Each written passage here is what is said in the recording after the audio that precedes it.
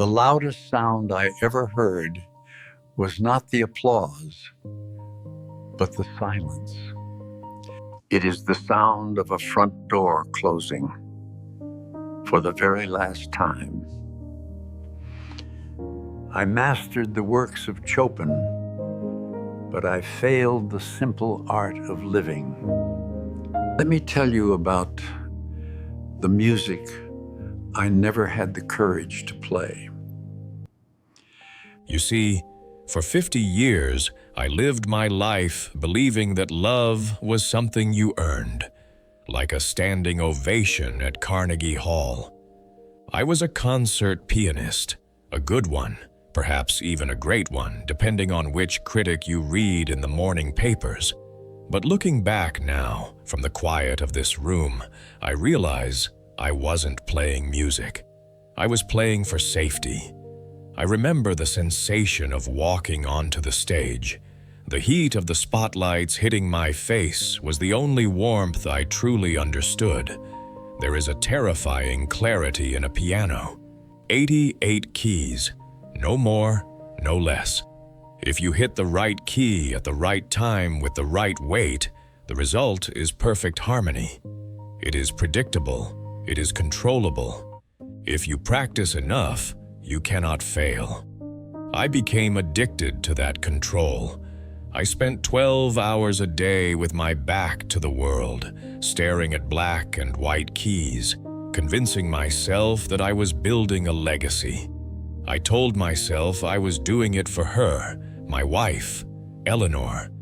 I told myself that the expensive tours, the royalties, the grand house on the hill, I told myself this was how a man loves. I was a provider. I was the maestro. I treated my career like a grand romantic gesture, a constant offering of success. But I was blind.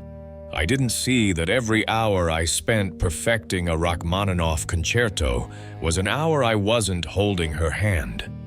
Every time I chose the perfection of the studio over the messiness of a Sunday morning conversation, I was making a choice.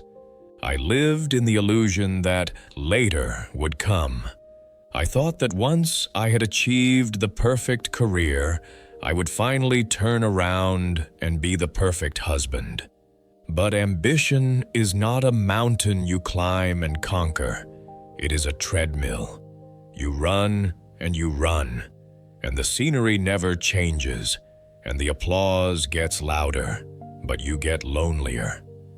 I was surrounded by admirers, yet I was completely unreachable.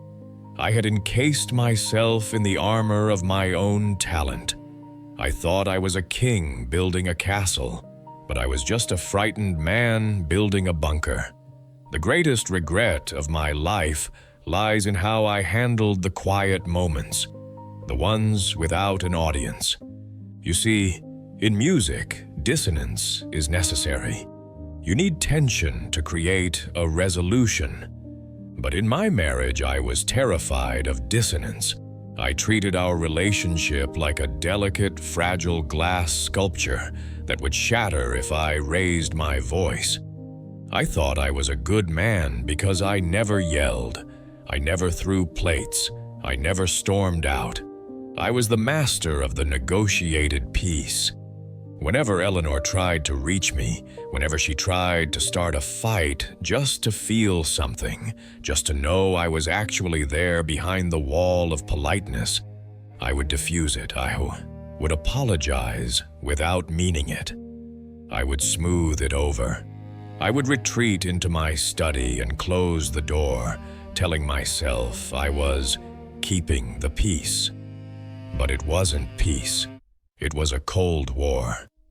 I didn't realize until it was too late that a marriage without conflict is often a marriage without passion. By refusing to fight, I was refusing to engage. I was like a nation that signs a treaty just to avoid dealing with its neighbor. I sanitized our life. I kept the surface calm, but underneath, the waters were freezing over. I remember one evening, she stood by this very piano, tears in her eyes, and said, "I wish you would hate me, just so I knew you felt something." I didn't understand her then. I thought she was being irrational. I sat there, stoic, calm, rational, and I let her cry alone. I let the silence fill the room because I was comfortable in the silence. I didn't know how to play the messy, improvised jazz of a real relationship. I only knew the script. I only knew the score. And because there was no sheet music for her pain, I simply stopped playing. I let the frost set in, day by day, year by year, until we were just two polite strangers sharing a roof, freezing to death in a warm house. It is funny how clarity arrives when your hands are too stiff to play the trills anymore. I have spent a lot of time in this chair, wondering why I was so terrified of that conflict. Why did I choose the safety of the piano over the warmth of my wife? It wasn't just arrogance. It was something much older. It was the ghost of a 6-year-old boy sitting at a different piano. Decades ago. My father was not a cruel man, but he was a man of conditions. His love was a transaction. I remember the metronome ticking on his desk. Tick, tick, tick, like a heartbeat that only accepted perfection. When I played the scale correctly, I got a nod. A brief, curt nod. That was love. When I missed a note, I got the silence, the cold, disappointed back of a father walking out of the room. I learned a lesson then, deep in my nervous system, that I carried for the next 70 years. To be loved, you must perform. To be safe, you must be perfect. Vulnerability is a wrong note. I brought that terrified little boy into my marriage. I couldn't let Eleanor see me fail. I couldn't let her see me angry or scared or confused, because in my wiring, those things meant I would be abandoned. So I performed the role of the stoic husband. I acted strong. I acted unbothered. I thought I was protecting her from my weakness, but I was actually withholding my humanity. You cannot love someone if you are hiding from them, and I was hiding in plain sight, behind the glare of my success. I realize now that the peace I fought so hard to maintain was actually a defense mechanism. I wasn't protecting our marriage. I was protecting myself from the terror of being seen as imperfect. I spent my life trying to be a masterpiece when I should have just been a man. And the tragedy is, the little boy is still here, still waiting for the nod, but the house is empty, and the metronome has finally stopped. Be careful what you wish for, because the universe has a cruel sense of irony when granting the wishes of stubborn men. I spent 30 years demanding quiet. I demanded it for my practice. I demanded it for my concentration. I treated every interruption, a laugh in the hallway, a question about dinner, a request for a vacation, as an intrusion on my sacred art. I fought for my silence. I battled for my peace. And now I have won. I have all the silence I could ever want. The house is pristine. There are no shoes left in the hallway to trip over. There are no dishes left unwashed in the sink. There is no one interrupting my reading to ask me about my day. The Cold War ended not with a treaty, but with an evacuation. When Eleanor passed away 4 years ago, the house did not just become empty. It became a vacuum. It is a museum dedicated to a man who no longer has an audience. I sit here in the evenings, and the quiet is so heavy it feels physical. It presses against my chest. I look at the grand piano in the corner, that beautiful, polished black beast that I loved more than her.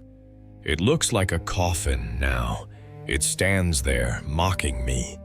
It says, "You chose me. You chose the perfection of the keys over the messiness of the woman. Are you happy now?" I have my awards. They sit on the mantle, gold and silver, gathering dust. I can tell you with absolute certainty that a Golden Globe or a Grammy does not hold your hand when the doctor gives you bad news. A standing ovation from 1985 does not keep you warm when the heating breaks in December. I accumulated accolades the way some men accumulate money, thinking they would insulate me from the cold. But I am cold. I am surrounded by the frozen echoes of a life lived for the wrong things. The peace I negotiated is not peace, it is solitary confinement.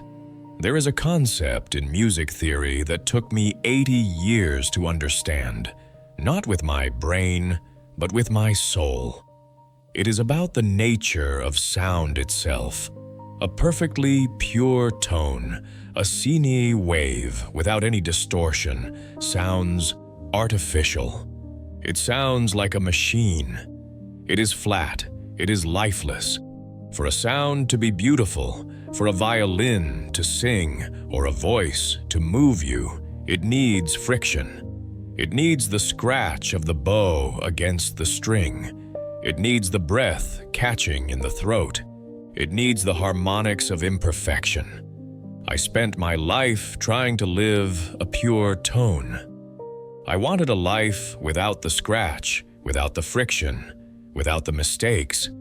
I wanted my marriage to be a perfect sine wave, smooth, uninterrupted, conflict-free. But I was wrong. God, I was so wrong. The beauty of life, the music of a real marriage is in the friction.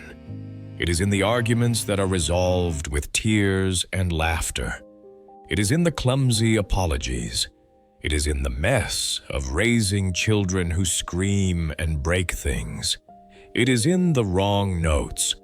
I thought those things were distractions from my work. I didn't see that they were the work.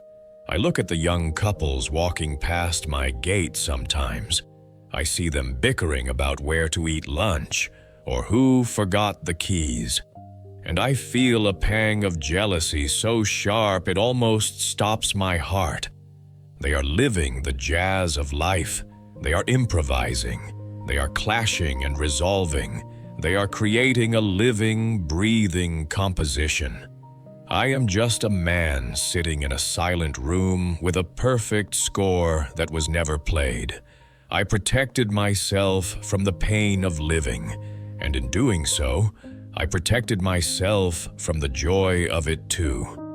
I kept my heart in a case like a rare instrument to keep it from breaking. And now I take it out and it is pristine, it is unblemished, and it is completely useless. I remember a Tuesday evening, perhaps 10 years ago. Eleanor was sitting in that chair right there, reading a book. It was raining. The light was hitting her gray hair, and she looked so beautiful and so tired. I had a sudden urge to walk over, take the book from her hands, and just hold her. I wanted to say, "I am sorry I have been so distant. I am scared of getting old, and I need you." It was a clear thought. It was right there in my throat. But the maestro stepped in. The stoic stepped in. I thought, no, that is too dramatic. That is too weak. Don't disturb the peace. So I cleared my throat, asked if she wanted tea, and the moment evaporated. That moment is the ghost that haunts this room. The unsaid words are always heavier than the spoken ones. If you are listening to me and you are building a bunker of perfection, I am asking you to lay down your bricks. Stop trying to be the maestro of your life. Stop negotiating peace treaties with the people who love you. Crash into them. Make the noise. Allow the dissonance. If you are angry, say it. If you are scared, show it. Do not let the sun go down on a polite silence. Break the plate if you have to, but do not freeze the room. The only thing worse than a fight is the indifference that follows the silence. Go to your partner, your children, your friends, and play the wrong notes. Be messy. Be human. Because at the end of the show, nobody remembers the perfect performance. They only remember how you made them feel. I polish the keys, but I let the music die. Do not trade your warmth for a cold legacy. The concert is ending soon, and please play your song. Before the lid closes on you forever.